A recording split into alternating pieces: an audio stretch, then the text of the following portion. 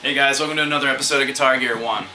Today I want to talk specifically about Paul Reed Smith guitars, their applications, and some pros and cons.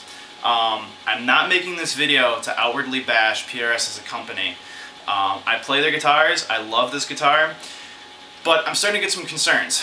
I get a lot of emails internationally from people, especially it's the international emails that worry me. I get them to my music page the most, but I'm starting to get some here on Guitar Gear 1 too. I think a lot of people view the Paul Reed Smith guitar as being a status symbol.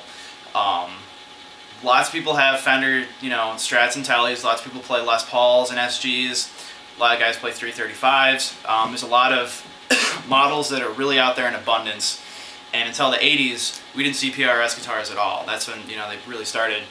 And so it's kind of like the new kid on the block still. And they really use a ton of high quality maple.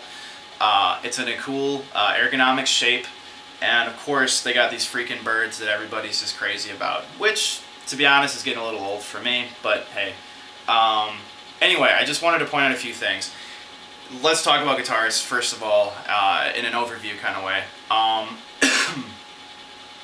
If it makes more sense for you to buy a used Strat and a used Les Paul, even like a Les Paul Studio or something like that, and an SG, because you need to be able to get all those sounds, you should, because you could easily spend the money you would spend on those guitars on one Paul Reed Smith guitar. Now, Paul Reed Smith guitars really vary in price. There's all different kinds of models. You can get those Artist Series Eagles for $7,500, $8,000, whatever, or you can start off with a more stock custom 22 or 24.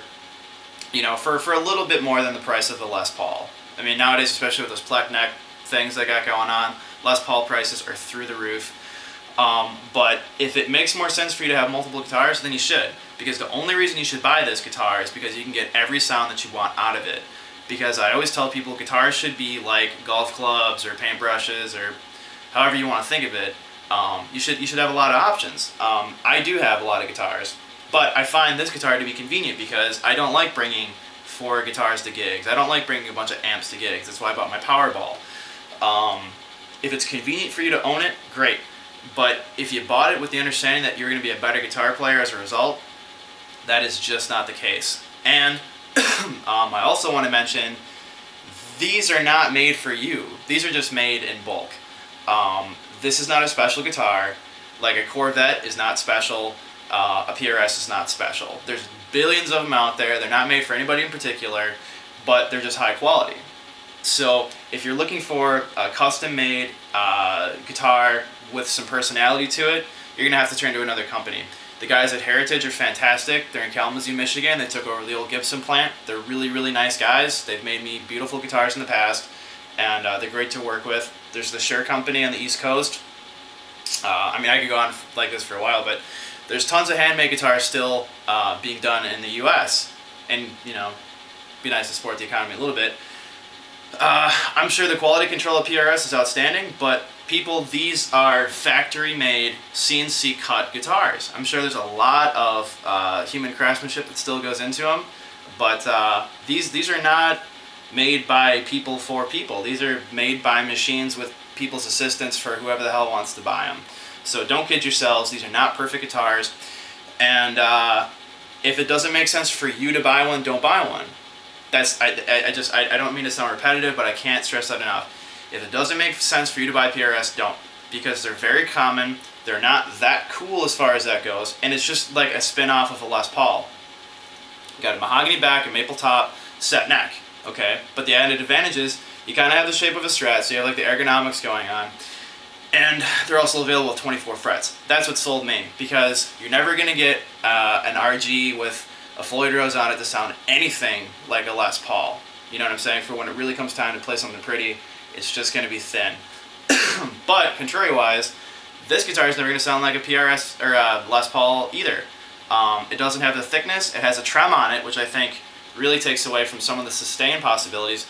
But it sounds pretty freaking close in a lot of applications, and it's still a very good guitar. So, if you like them, great. If you don't, well, then, that's fine too. But the point is, just don't think that you're awesome because you bought a frickin' PRS.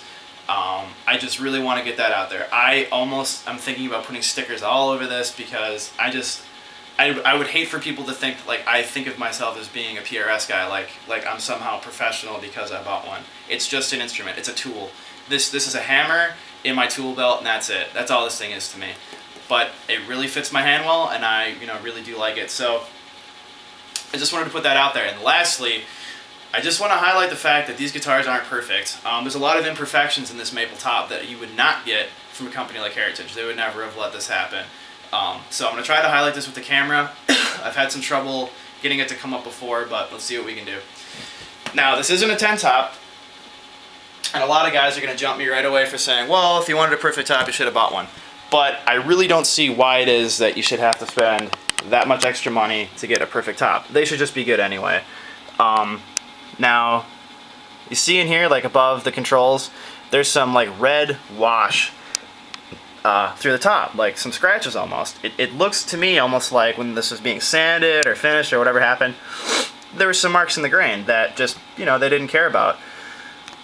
So there's that, and look over here too. Now let's see if we can get this to come up. See here on the left side, there's like there's clear red lines going through the top. Now there's a real lot of nice flame.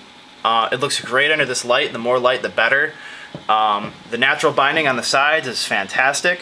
In fact, I think the binding on the sides looks better than the flame does on the top. But again, I doubt this is going to come up real good in the video. In the viewfinder here, it looks better than it does in real life.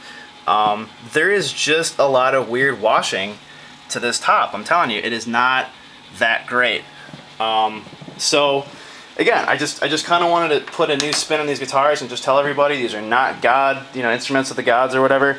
So I don't know. I just hope that maybe this opens some people's eyes to some other companies and some other possibilities, and you consider all the options that you have in front of you. Thanks, guys. Bye.